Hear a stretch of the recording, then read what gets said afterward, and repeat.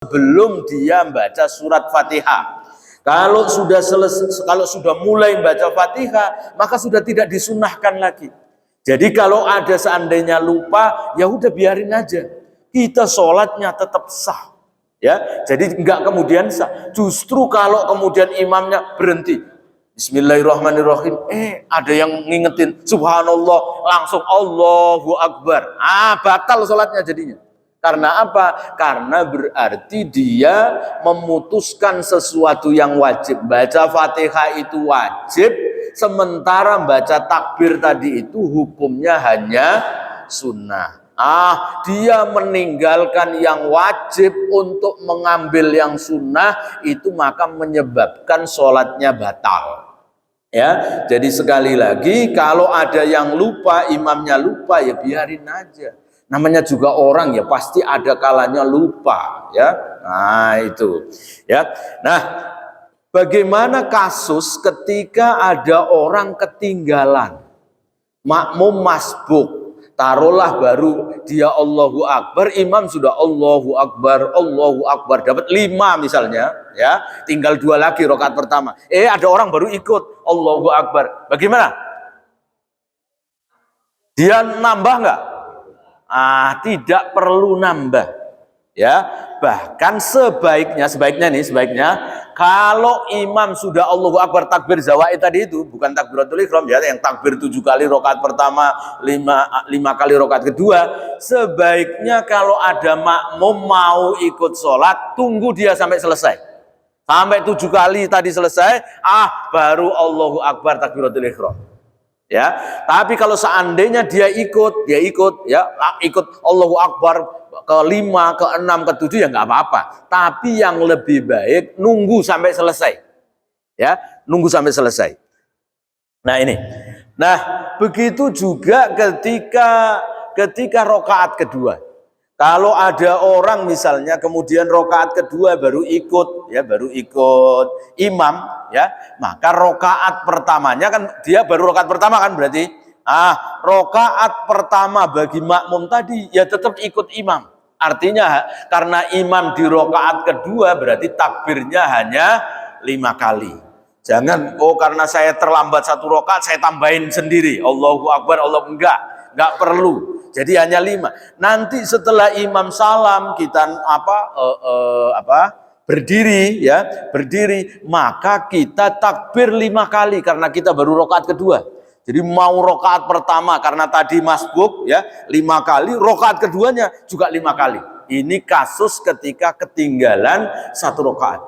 Bagaimana kalau ketinggalannya 2 rakaat? Gimana? Ya? Orang udah tahiyat misalnya, imamnya udah tahiyat, ya. Ini kebangetan ini. Mungkin karena takbiran semalam suntuk, tidur, bangun-bangun, orang sudah mau sholat, ya. Udah bablas. Gimana caranya? Kalau misalnya imam sudah tahiyat, ya sudah, takbir langsung tahiyat. Nanti saat bangun, karena dia baru rakaat pertama, disunahkan takbir 7 kali. Ya, jadi takbir 7 kali, baru baca Fatihah. Nanti rakaat kedua, takbir 5 kali, baru baca Fatihah. Mungkin orang begini nih, kalau sholatnya di masjid, ya, orang-orang lagi pada dengerin khutbah, ngapain itu orang, kan gitu, ya, karena hampir tidak ada orang sholat id itu sampai ketinggalan. Biasanya kalau ketinggalan ya udah pulang aja, ya. Biasanya pulang. Kalau pulang, sholat atau enggak di rumah? Boleh sholat di rumah atau enggak? Jumhur ulama menyatakan bahwa sholat Idul Fitri, Idul Adha itu boleh dilakukan meskipun sendirian. Jadi meskipun sendirian. Yang berpendapat tidak boleh cuman Imam Ahmad. Imam Ahmad berpendapat tidak boleh. Kalau ada orang ketinggalan, maka dia harus nyari jemaah mana yang masih ada. Ya, jadi ini masjid ini sudah selesai, nyari masjid mana yang belum. Ya, kalau seandainya nggak ada, baru dia tidak usah sholat. Ya, dasarnya karena apa? Menurut Imam Ahmad, karena Nabi tidak pernah sholat id itu sendirian. Ya, jadi sholat id itu ya berjamaah, dan tempatnya Nabi melaksanakan sholat id itu di lapangan, namanya musola. Musola itu kalau dalam bahasa Arab zaman Nabi itu artinya lapangan yang dipakai untuk tempat sholat hari raya. Kalau sekarang jadi Masjid Ghamamah, ya, di samping Masjid Nabawi itu. Nah, itu ada Masjid Ghamamah. Nah, itu masjid di mana Nabi dulu kalau melaksanakan sholat id di situ, ya. Sholat istisqa, Nabi pernah juga melaksanakan sholat istisqa di musolanya itu. Musola itu artinya lapangan, ya, lapangan terbuka tempat Nabi melaksanakan sholat, ya, namanya musola, tempat sholat itu berubah. Nah, kemudian dibangun masjid itu, ya, dibangun Masjid Ghamamah. Kenapa Ghamamah itu artinya mendung? Karena dulu ketika Nabi lagi sholat, ya, lagi sholat Jumat, ya, lagi sholat Jumat, ada orang yang kemudian minta agar diturunkan hujan karena lama nggak hujan-hujan, kemudian minta agar diturunkan hujan. Nabi memerintahkan sahabat ini untuk membawa mimbarnya Rasul itu ke musola itu, ya. Kemudian Nabi berdoa. Dalam doanya itu, ya, Allahumma anzil alaina ma'idatan minas sama', ya, ma'an mubarakan, ya. Ya Allah, turunkanlah hujan dari langit, hujan yang membawa berkah. Seketika itu juga yang tadinya sangat panas, turun hujan dengan sangat derasnya. Sahabat Anas yang meriwayatkan hadis ini, itu sampai hujan itu enggak berhenti 7 hari 7 malam. Ya. Jumat berikutnya orang-orang yang mengadu tadi itu datang lagi, ya Rasul, ya, rumah-rumah kami hanyut, ternak-ternak kami hanyut semua, jalan-jalan putus, ya. Ya Rasul, kenapa? Karena enggak berhenti-henti hujan itu, hujan terus-menerus. Nabi kemudian berdoa, Allahumma hawalaina wala alaina, Allahumma alal akami wadzirab wa manabati syajar. Ya Allah, jangan engkau turunkan hujan di sini, turunkan hujan di sekitar kita, ya, yang di hutan-hutan, di lembah-lembah, ya, di tempat pepohonan, jangan hujan di sini. Akhirnya langsung tiba-tiba berhenti hujan itu.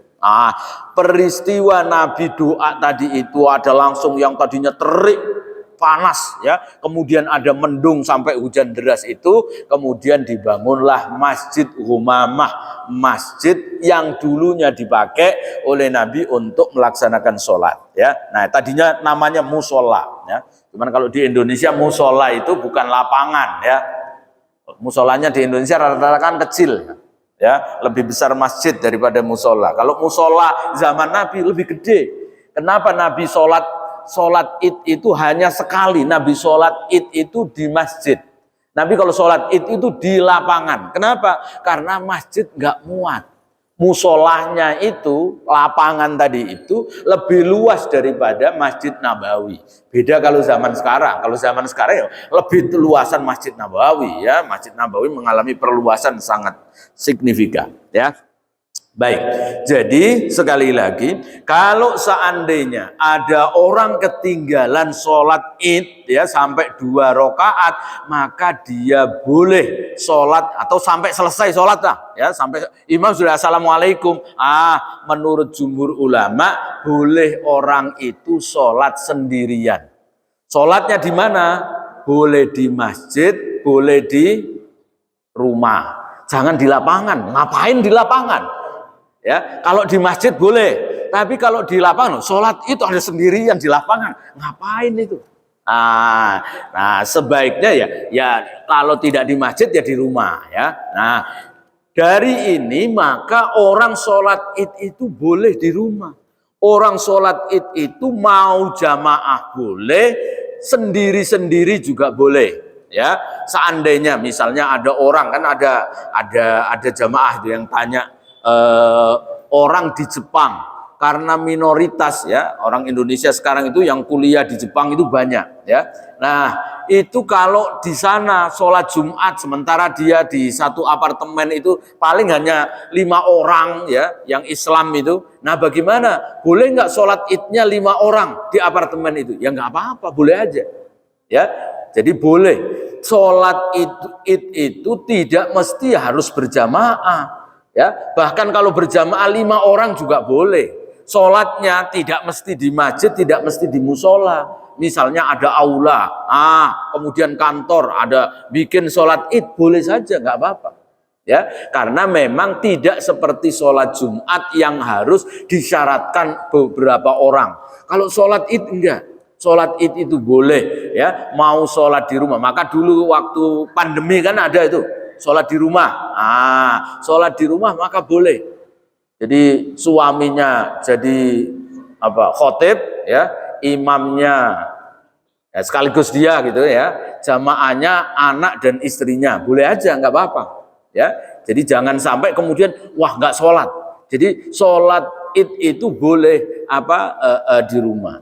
Nah, kalau orang yang sholat sendirian tadi itu, kalau sholat sendiri, kira-kira khutbah juga nggak? Khutbah nggak? Kan orang sholat itu habis sholat id kemudian khutbah. Nah kalau sholat sendirian, khutbah nggak? Kalau dia sholatnya sendirian ya kagak usah khutbah. Ya, kalau ada jamaahnya cuman berdua ya khutbah nggak apa-apa. Ya, ada yang dengerin. Ya, kalau sholat sendiri kemudian khutbah siapa yang dengerin? Ya, jadi kalau sendirian tidak perlu khutbah. Tapi sholat itu seandainya nggak usah khutbah, ya juga nggak apa-apa. Hanya sholat doang. Misalnya di Masjid Al-Barakah, khotibnya yang dijadwalkan ternyata nggak datang. Misalnya begitu. Kemudian nggak ada yang siap untuk jadi khotib, ya nggak apa-apa, bisa assalamualaikum langsung salam-salaman aja. Paling jamaah pada senang, wah asik, langsung cepet pulang gitu. Ya, jadi nggak apa-apa seandainya nggak pakai khutbah, karena khutbahnya itu juga sunnah. Sholat id itu sholatnya sunnah, khutbahnya juga sunnah. Beda dengan sholat Jumat. Sholat Jumat itu sholatnya wajib, khutbahnya juga wajib. Nggak boleh kemudian sholat Jumat udah nggak usah khutbah deh, langsung sholat aja, ya nggak sah, ya, karena dua-duanya wajib. Tapi kalau sholat id, ya, misalnya khotibnya nggak datang, ya, nggak ada yang siap, Ustadz Budi nggak ada, yang lain nggak ada, ya, kemudian udahlah sholat aja, boleh aja, nggak apa-apa, ya, ya, cuman ya kebangetan. Ya masa satu masjid jamaah nggak ada yang bisa jadi khotib, ya. Ini perlunya ada regenerasi, ya.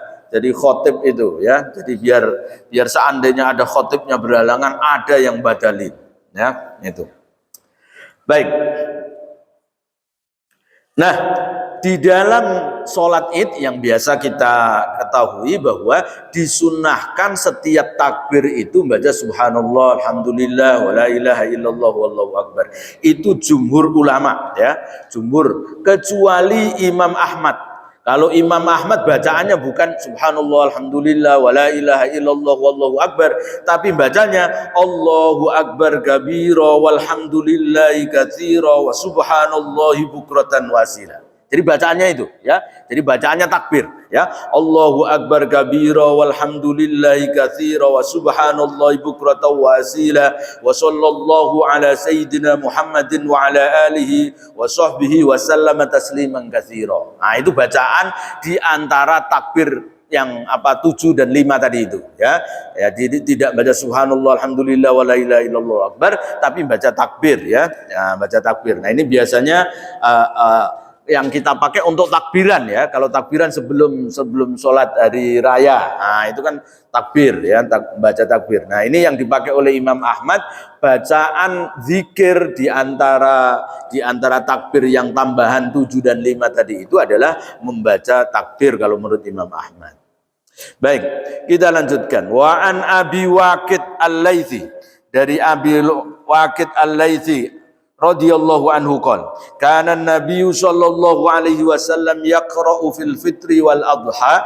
Nabi biasa membaca surat, ya, dalam sholat Idul Fitri, Idul Adha itu bi qaf waqtarobat, ya, dengan surat qaf dan iqtarobatis sa'atu wang syaqal qamar, ya. Jadi Nabi membaca surat ini. Artinya ini sunnah, tidak mesti harus surat itu. Artinya boleh orang baca surat apa saja. Di dalam riwayat yang lain itu biasa Nabi selain baca surat qaf dan iqtarobatis sa'ah ini, yaitu membaca surat Sabbihis dan Hal Ataka, surat Al-Ghasyiyah ya, surat Al-A'la dan surat Al-Ghasyiyah. Nah, tetapi surat-surat yang lain ya boleh saja, nggak apa-apa ya.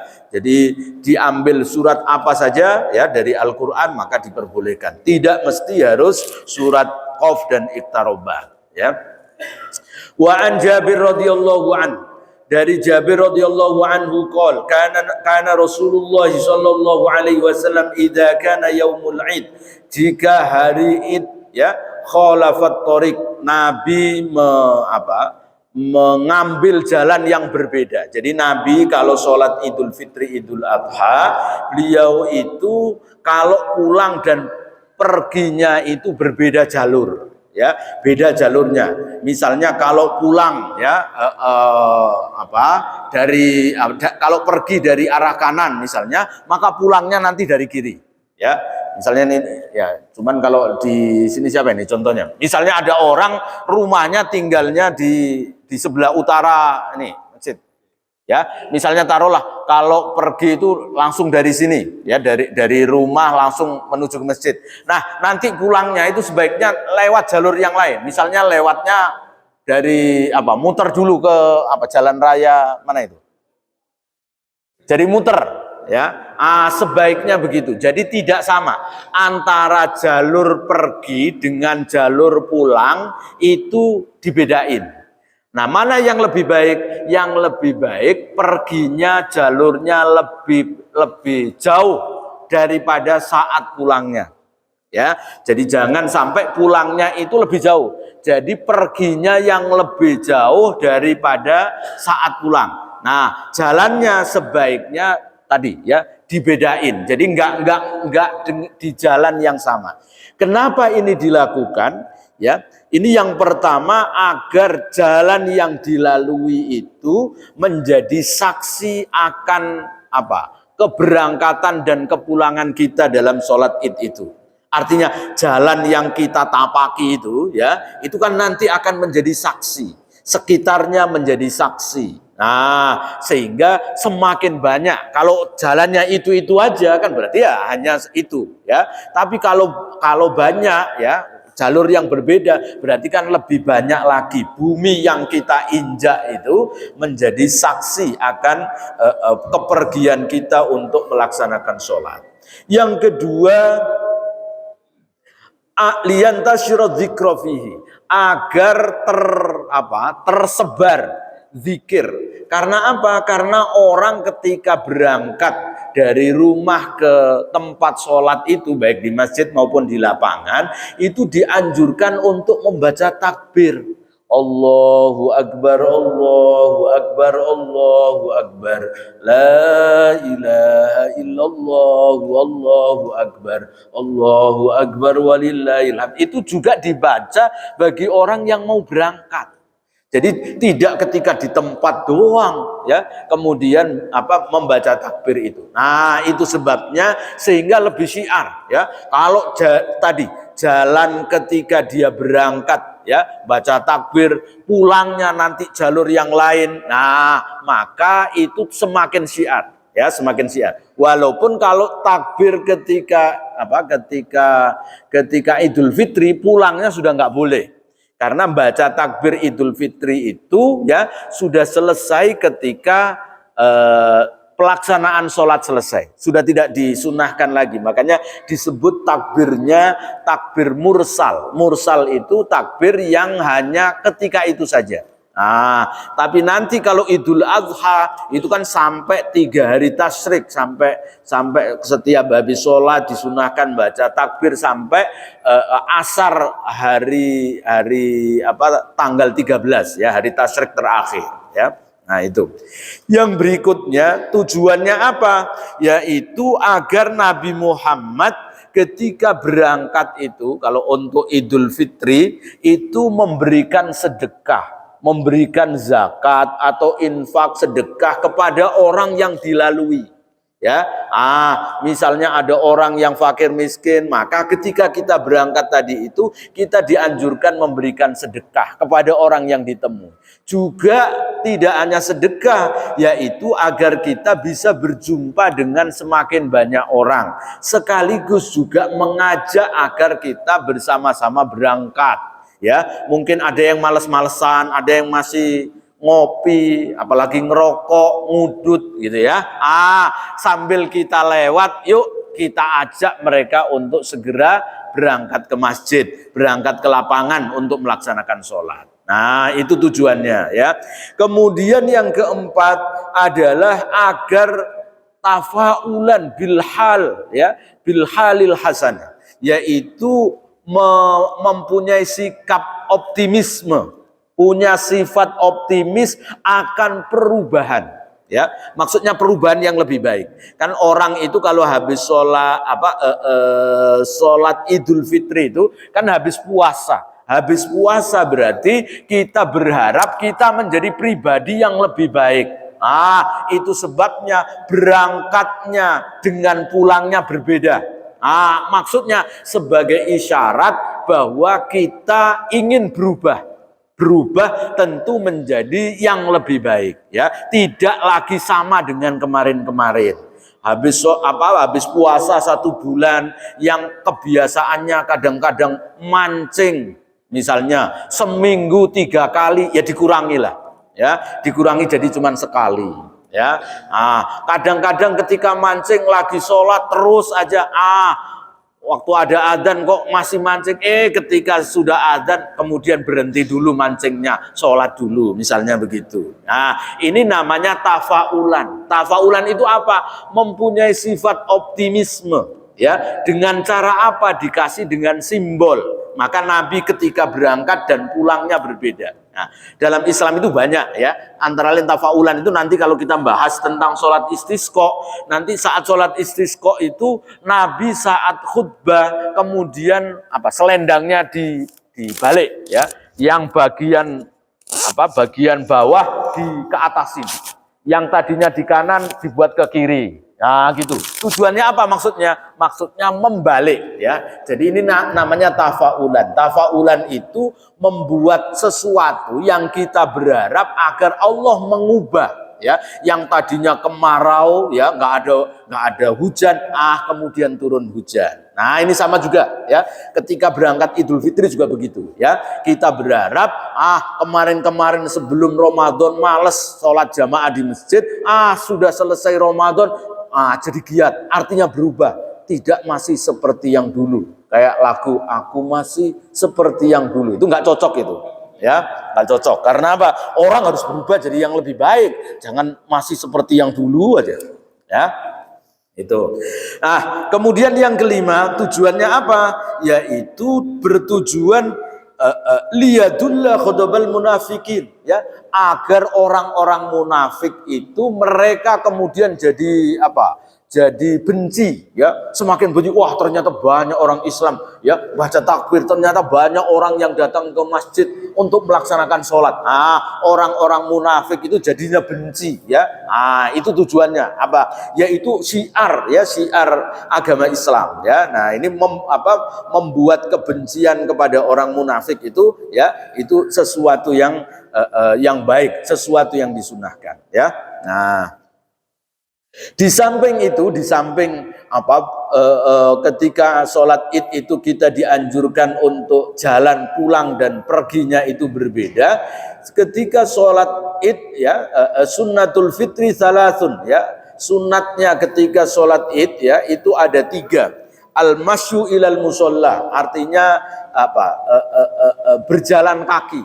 Sebaiknya itu jalan kaki, tidak naik motor, tidak naik mobil. Ya, karena apa?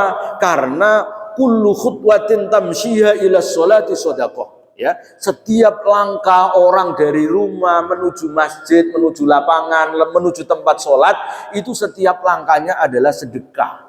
Nah, ini berlaku jika tidak ada masyakoh, tidak ada sesuatu yang menyulitkan.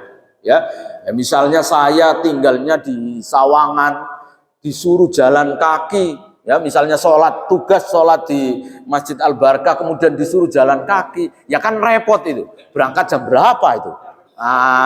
Maka bagi yang ada kesulitan ya nggak apa-apa pakai kendaraan.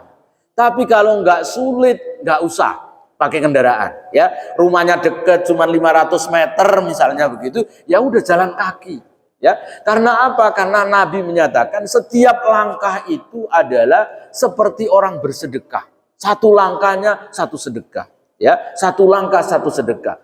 Lah, kalau pakai mobil atau pakai motor, kira-kira dihitung pahala sedekah enggak? Tidak. Jadi tidak dapat pahala kalau pakai mobil, pakai motor. Karena apa? Karena zaman Nabi itu ada sahabat ya yang rumahnya itu jauh ya.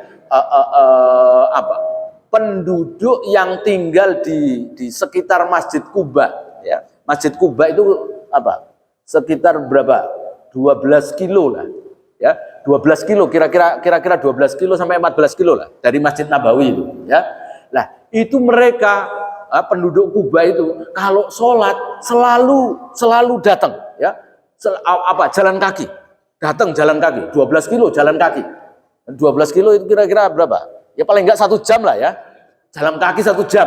Nah, ada sahabat yang menyarankan, kamu ini rumahnya jauh, mbok ya kamu ini beli onta saja, sehingga kamu nggak capek-capek, ya. Nanti kalau mau sholat enak pakai onta, ya, nggak jalan kaki. Orang ini menyatakan enggak, aku ingin mendapatkan kebaikan dengan jalan kaki itu. Ketika orang Kuba ini mengatakan begitu, ada Nabi menyatakan orang ini benar. Orang ini benar, orang Kuba ini yang nggak mau pakai kendaraan itu. Artinya apa? Ya kan onta itu juga pakai langkah kan. Tapi Nabi nggak kok kemudian memberikan, oh iya nggak apa-apa deh, pakai yang dihitung langkah ontanya, enggak. Jadi yang dihitung orang berangkat dari rumah ke masjid itu adalah langkahnya orang, jalan kakinya, bukan langkahnya onta. Itu sebabnya maka bukan kemudian nanti dikiaskan kalau begitu putaran roda motor itu juga satu langkah, enggak. Jadi enggak. Tapi ya juga kalau begitu nggak usah deh jauh-jauh ke sana ya. Kalau pakai motor nggak dapat pahala, memang tidak dapat pahala dari sisi setiap langkahnya. Akan tetapi ya kalau kita kemudian udah pakai bensin jauh-jauh, kemudian nggak dapat pahala, kebangetan banget Allah itu. Ya, Allah itu maha dermawan, maha baik, ya pasti mendapat pahala. Cuman pahalanya berbeda, ya, bukan seperti orang kalau jalan kaki. Ya, jadi sekali lagi kalau jalan kaki itu sebaiknya ya kalau bagi yang tidak ada udzur, nggak ada masyakoh, nggak ada sesuatu yang menyulitkan. Tapi kalau menyulitkan ya boleh pakai kendaraan, boleh. Ya, begitu juga dengan orang yang tinggalnya di masjid, rumahnya dekat. Nggak perlu kemudian harus kalau mau jalan ya ke masjid itu kemudian ya biar langkahnya banyak muter-muter dulu yang jauh. Tinggalnya di sini di Cirende cuman 100 meter dari Masjid Al Barkah, ke Ciputat dulu. Dari Ciputat Pondok Cabe baru ke sini. Ya nggak perlu harus begitu ya. Saya biar langkahnya semakin banyak, ya enggak. Maksudnya kalau mau dapat pahala tidak mesti harus begitu. Caranya apa? Yaitu datangnya lebih awal saja. Ya, orang yang rumahnya dekat berarti sampai di masjid ini lebih dulu daripada yang rumahnya jauh. Jangan malah rumahnya dekat nunggu qomat baru datang ke masjid. Kalau belum qomat nggak keluar dari rumah. Nah, ini yang salah ini, ya. Ini yang salah. Nah, biasanya kita itu begitu itu ya. Rata-rata yang rumahnya dekat masjid itu justru malah yang belakangan, ya. Kan harusnya justru yang paling duluan harusnya itu, ya. Yang rumahnya dekat itu karena apa? Karena dia nggak dapat pahala banyaknya langkah. Nah, maka harusnya banyaknya waktu dia berdiam diri menunggu jamaah itu yang lebih harusnya begitu. Bukan kemudian malah nunggu qomat baru datang. Ini belajar ekonominya keterlaluan pinter kali. Prinsip ekonominya jalan, ya. Tapi kalau untuk ibadah enggak begitu. Baik, kita lanjutkan. Wa an Anas radhiyallahu anhu, dari Anas radhiyallahu anhu qadima Rasulullah sallallahu alaihi wasallam al-Madinah. Nabi Muhammad sampai di Madinah. Walahum yaumani, orang-orang Madinah itu mempunyai 2 hari yal'abuna fihima, yang mereka itu bermain-main di 2 hari itu. Maksudnya ini hari raya, ya. Orang Madinah, termasuk orang Arab jahiliyah itu juga punya 2 hari raya. Harinya namanya Nairus dan Mahrojan, ya. Nairus dan Mahroja. Nairus dan Mahroja ini 2 hari raya yang dipakai oleh orang-orang Arab dahulu ketika pergantian musim, ya. Dari musim panas ke musim dingin, ya. Jadi musim panas ke musim dingin. Nah, itu ada 2 hari raya. Mereka kalau melaksanakan 2 hari raya ini, ya, mereka melaksanakan pesta pora, yaitu apa? Adu ketangkasan, lomba memanah, lomba berkuda, ya, kemudian tari-tarian, ya, bahkan mereka banyak mabuk-mabukan, berzina dan seterusnya. Mereka ketika di 2 hari ini namanya Nairus dan Mahrojan ini, mereka banyak melakukan kemungkaran. Nabi kemudian bersabda, faqala qad abdalakumullahu bihima khairan minhuma. Allah sudah mengganti 2 hari raya kalian itu dengan sesuatu yang lebih baik. Yaumul Adha wa Yaumul Fitri, yaitu hari raya Idul Fitri, hari raya Idul Adha. Artinya apa? Dulu mereka ketika hari raya Nairus dan Mahroja, mereka mengadakan pesta pora, adu ketangkasan, pokoknya senang-senang, makan-makan, minum-minum, ya, minum-minuman keras dan seterusnya. Nah, oleh Allah diganti, ya, 2 hari raya ini dengan sesuatu yang tidak mengandung kemaksiatan. Yaitu apa? Orang ketika Idul Fitri boleh bersenang-senang. Bahkan dianjurkan Idul Fitri itu pakai pakaian yang bagus, bukan pakaian baru, ya, pakaian yang bagus. Orang sholat Id, ya, orang sholat Id sunnah memakai baju yang paling bagus, bukan baju yang baru, enggak, baju yang paling bagus. Karena apa? Karena ini bentuk kegembiraan. Ya, hari raya itu hari penuh dengan kegembiraan. Itu sebabnya maka orang dianjurkan memakai baju yang baru, ya, meskipun tidak putih. Kalau sholat Jumat kan yang paling baik bajunya baju putih, ya. Tapi kalau sholat hari raya meskipun tidak putih, ya, partainya merah misalnya, boleh pakai baju merah, ya, asal bajunya bagus, ya, asal bagus. Partainya kuning misalnya, pakai bajunya kuning, nggak apa-apa, silahkan, ya. Kalau Idul Fitri itu dianjurkan pakai baju yang paling bagus, tidak mesti warna putih, ya. Beda dengan sholat Jumat. Kalau sholat Jumat dianjurkan memang bajunya baju putih, ya. Nah, di samping mereka boleh gembira, mereka tidak boleh kegembiraan seperti orang Arab jahiliyah yang kemudian mengadakan pesta pora, minum-minuman keras, berzina dan seterusnya. Nah, itu yang tidak diperbolehkan. Maka digantilah oleh Allah kegembiraan itu apa? Yaitu dengan mengucapkan takbir. Allahu Akbar, Allahu Akbar, Allahu Akbar, sebagai rasa syukur kepada Allah. Kita bergembira. Dan di hari itu kita diwajibkan untuk makan. Tidak dibolehkan, haram hukumnya puasa. Karena apa? Karena hari raya itu hari penuh dengan kegembiraan. Kalau orang kok puasa, ya kan berarti nggak ada ekspresi kegembiraannya. Nah, itu sebabnya maka tidak boleh orang ketika hari raya itu kemudian melakukan puasa. Jadi diganti hari rayanya orang jahiliyah yang Nairus dan Mahrojan itu dengan sesuatu kegembiraan, tetapi itu tidak melanggar ketaatan, tidak melakukan kemaksiatan. Nah, ini yang kemudian salah biasanya kita kalau pergantian tahun baru itu, ya. Itu kan pakai apa itu? Biasanya pakai petasan, pakai kembang api, ya. Ya kalau hanya petasan kembang api semata-mata karena ekspresi gembira saja sih nggak apa-apa. Tapi kalau kemudian pakai apa? Mabuk-mabukan dan seterusnya. Nah, itu sama sekali tidak dibolehkan ya. Jadi itu kemaksiatan yang harus dijauhi ya. Nah, apalagi yang merayakan tahun baru itu justru juga orang-orang Islam. Ini kan bukan tahun barunya orang Islam ya.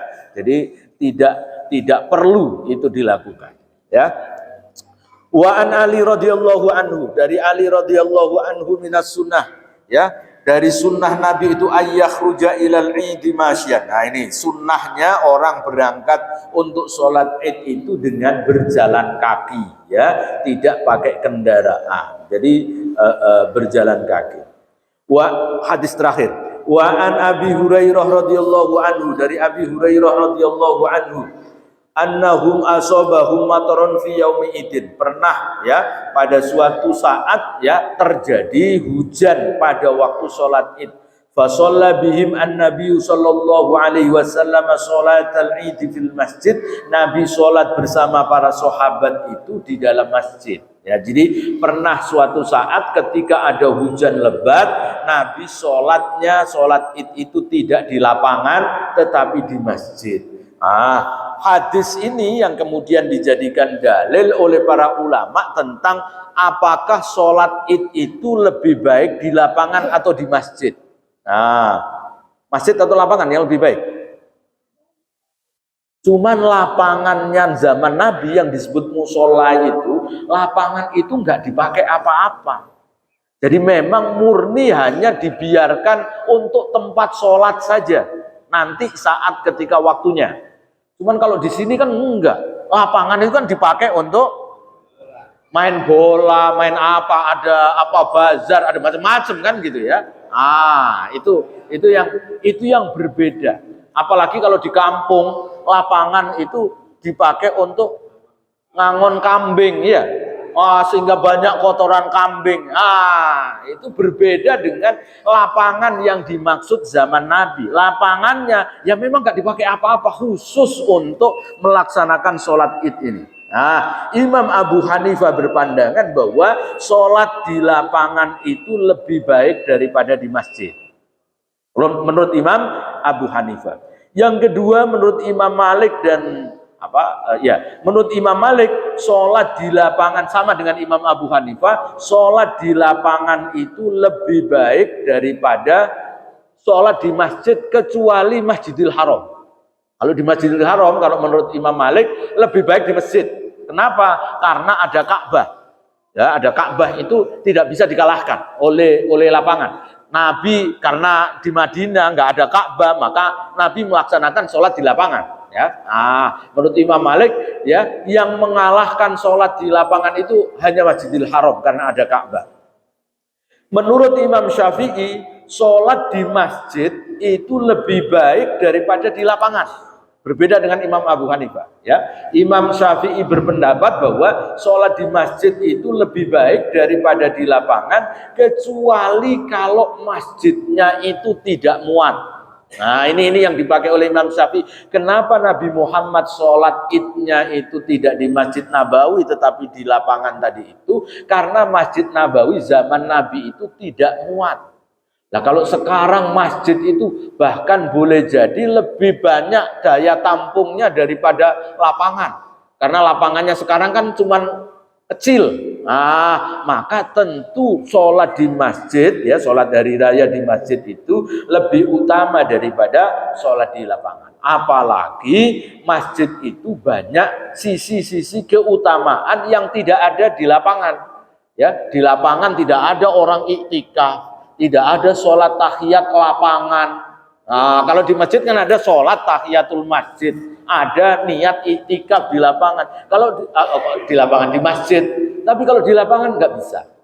Itu Imam Syafi'i berpandangan sholat id di masjid itu lebih utama, kecuali kalau masjidnya kecil, daya tampungnya tidak muat, maka sebaiknya di lapangan. Nah, menurut Imam Ahmad bin Hambal ya, lapangan itu lebih utama dari masjid kecuali Masjidil Haram ya. Dan lapangannya itu kalau jauh.